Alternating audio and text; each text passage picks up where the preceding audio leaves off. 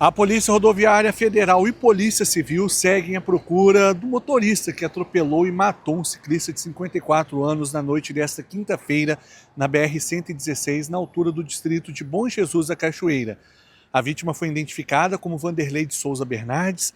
Ele era morador do distrito e, segundo as informações iniciais, a vítima foi atingida por um caminhão e o motorista não parou para prestar socorro. Equipes da concessionária Ecovias foram acionadas, mas quando chegaram ao local, o rapaz já estava sem vida.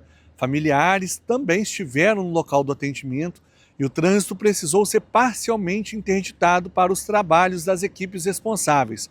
Após a realização da perícia, o corpo foi encaminhado por uma funerária ao IML de Muriaé. A gente segue acompanhando esse caso e a qualquer momento podemos voltar com mais informações. Portal Muriaé. O nosso compromisso é com a verdade.